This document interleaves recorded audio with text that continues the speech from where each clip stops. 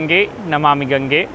माँ गंगा के पावन तट पर बैठ करके श्रीमद् अध्यात्म रामायण के माध्यम से मानव जीवन का सर्वोत्कृष्ट पल सत्संग हमें सुलभ हो रहा है।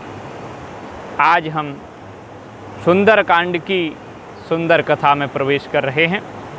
श्री महादेव उवाच शतयोजन विस्तीर्णं समुद्रं मकरालयं लिलंघ ईसुरानंद संदोह मरुतात्मजः ध्यात्वा रामं परात्मानं इदं वचनम् अब्रवीत् पश्यन्तु वानरा सर्वे गच्छन्तं मां विहाय साम् अमोघं रामनिर्मुक्तं महाबाणमिवाखिलाः पश्याम्यद्यैव रामस्य पत्नीं जनकनंदिनीं। श्री हनुमान जी अब लंका के ओर प्रस्थान कर रहे हैं। श्री हनुमान जी कह रहे हैं शतयोजन विस्तीर्णम समुद्रम मकरालयम, जो बड़े बड़े मगरमच्छों के निवास स्थान है, बड़े बड़े मकरों का जो आलय है, ऐसा 100 योजन वाला सुविस्तीर्ण समुद्र को मैं लांघ जाऊंगा। लांघने के लिए श्री हनुमान जी तैयार हैं। लिलंघ ईसुरानंद संदोह मरुतात्मजः, जल जंतुओं से परिपूर्ण समुद्र को लांघने के लिए उद्यत हो परमात्मा राम का भगवान श्री हनुमान स्मरण करने लगे। मारुतात्मज वायु के पुत्र हैं। जिस प्रकार से वायु की सर्वत्र गति है, उसी प्रकार श्री हनुमान जी की भी सर्वत्र गति है। आकाश में गति है, समुद्र में गति है, सर्वत्र श्री हनुमान जी की गति है। और वायु से भी तेज श्री हनुमान जी का वेग है। मनोजवम मारुततुल्य वेगम, मारुततुल्य मनोजव, मन के समान जिनकी गति है। मनोजवम मारुततुल्य वेगम, मन और वायु के समान जिनकी गति है वो है हनुमान जी। क्योंकि मारुतात्मज है, वायु की जो गति है वो बड़ी सहजता से श्री हनुमान जी में पाई जाती है।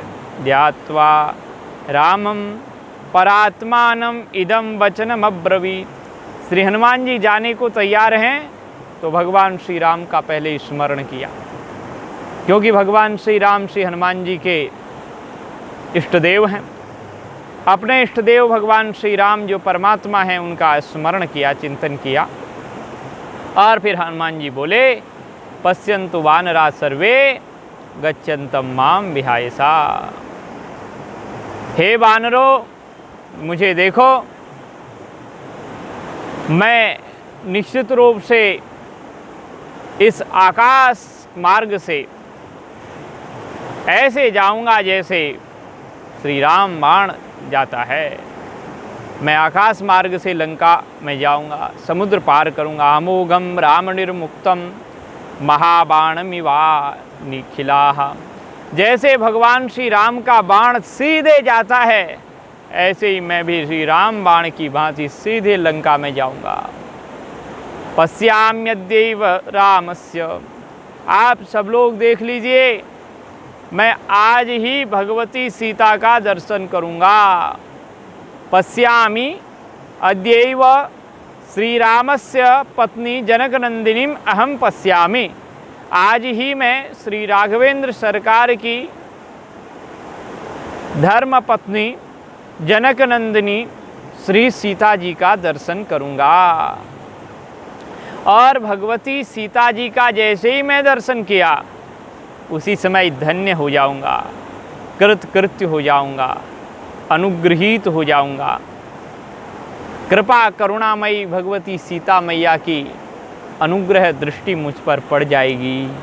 कृतार्थोहम कृतार्थोहम पुनः पश्यामि राघवम, मैं कृतार्थ हो जाऊंगा सीता जी का दर्शन करके, और फिर मैं पुनः श्री रघुनाथ का दर्शन करूंगा। प्राण प्रयाण समये यस्य नाम सकृत स्मरण। प्राण प्रयाण के समय, प्राणों के वियोग के समय यदि भगवान श्री राम का नाम कोई एक बार स्मरण कर ले, प्राण प्रयाण समय यस्य नाम सकृत स्मरण, परमात्मा का नाम कोई एक बार स्मरण कर ले प्राण वियोग काले, प्राण के वियोग के समय, नरस्तीर्त्वा भवाम्भोधि मपारम याति तत्पदम। कहते हैं भगवान का एक बार स्मरण किया, नाम स्मरण किया, तो मनुष्य संसार सागर से बड़ी सहजता से पार हो जाता है। नरः तीर्त्वा भवाम्भोधि, भव कहते हैं संसार को, अम्भोधि माने समुद्र, जो भव समुद्र है, जो अपार है। कैसा है? बोले अपार है, बड़ा कठिन है इसको पार करना। लेकिन उस अपार समुद्र को तीर्त्वा, तर करके, पार करके, या तत्पदम याति, परम पद को प्राप्त करता है, वैकुंठ धाम को चला जाता है, भगवत धाम की प्राप्ति कर लेता है, अथवा तत्पदम भगवान के श्री चरणार बिंदु को प्राप्त कर लेता है। तो उन्हीं भगवान का स्मरण करके, उन्हीं भगवान का चिंतन करके मैं लंका को जा रहा हूँ। भारत और लंका के बीच में जो 100 योजन का समुद्र है, उसको पार करना कौन सी बड़ी बात है। मैं उन्हीं भगवान का नाम स्मरण करके, चिंतन करके, ध्यान करके जा रहा हूँ, जिन भगवान का केवल एक बार स्मरण करने से जीव भवसागर को पार कर जाता है। तो किं पुनस्तस्य दूतोऽहं तदंगांगुली मुद्रिकः। फिर मैं तो राम जी का दूत हूँ और राम जी ने मुझे अपना रखा है। कैसे अपनाया? बोले श्री राम जी ने मुझे ही अपनी मुद्रिका दे रखी है, अपनी अंगुली की अंगूठी उन्होंने मुझे दे रखी है। किं पुनः तस्य दूतोऽहं तस्य रामस्य दूतोऽहं तस्य श्रीमद् रामचंद्रस्य दूतोऽहं। मैं तो श्री रामचंद्र का दूत हूँ, इसलिए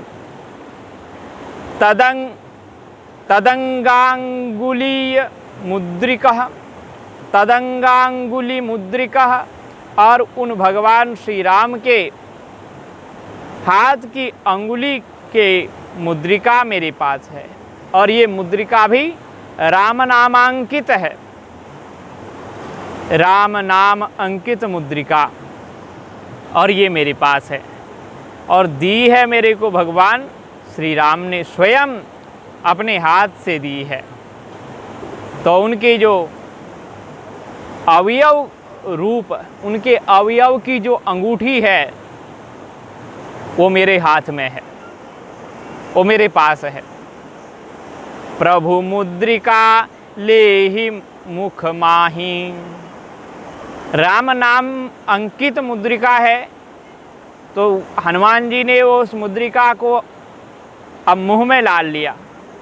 बोले समुद्र पार करना है, कहीं घुसा भी होएगी, थोड़ा झगड़ा भी करना पड़ेगा, किसी को मुक्का मारा, कहीं अंगूठी गिर गई, राम नामांकित अंगूठी नीचे नहीं गिरनी चाहिए, इसलिए श्री हनुमान जी ने राम नाम अंकित मुद्रिका को मुंह में रख लिया। क्योंकि राम नामांकित मुद्रिका मुंह में होनी चाहिए, राम नाम मुंह में होना चाहिए। मुंह में हो राम नाम, राम सेवा हाथ में, तू अकेला नहीं प्यारे, राम तेरे साथ में। हमारे कवियों ने कहा है कि मुंह में हो राम नाम, मुख में राम नाम होना चाहिए। राम सेवा हाथ में, हाथ का विनियोग प्रयोग राम सेवा में, राम भक्त सेवा राम सेवा में, राम सेवा हाथ में, तू अकेला नहीं प्यारे, राम तेरे साथ में। हमारे संत जन कहते हैं कि तुम अकेले नहीं हो, राम जी तुम्हारे साथ हैं। तो भगवान श्री हनुमान को तो भगवान श्री राम की मुद्रिका प्राप्त है ना, इसलिए वो कह रहे हैं कि मेरे पास ये राम नामांकित मुद्रिका है, इसलिए मैंने इसको प्राप्त किया है। मुझे ये राम नाम प्राप्त है, इसलिए मैं इस संसार सागर को सहजता से पार कर सकता हूँ। और ये जो लंका पार करने के लिए छोटा सा 100 योजन का समुद्र है, ये तो मेरे लिए कुछ है ही नहीं। ये कौन सी बड़ी बात है इस समुद्र को लांघना। तवे तमैव हृदये ध्यात्वा, भगवान श्री राम का हृदय में ध्यान करके, लंघयामि अल्पवारिधिम, भगवान श्री राम का स्मरण करके ध्यान करके, अल्पवारिधिम अहम लंघयामि, इस छोटे से क्षुद्र, इस छोटे से समुद्र को मैं पार कर जाऊंगा। अल्पवारिधिम, ये छोटा सा समुद्र है, कोई बड़ी बात नहीं है। इत्युक्त्वा हनुमान बाहु प्रसार्यायत वारिधि, और श्री हनुमान जी ने अपनी बाहों को थोड़ा सा फैलाया और अपने पाँव को सिकोड़ लिया।